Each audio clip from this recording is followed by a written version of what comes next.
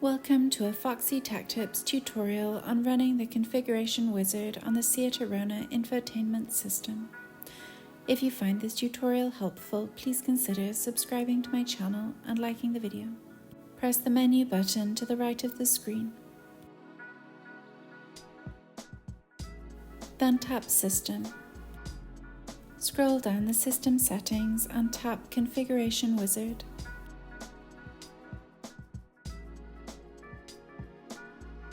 To run the configuration wizard, tap Start in the bottom right corner.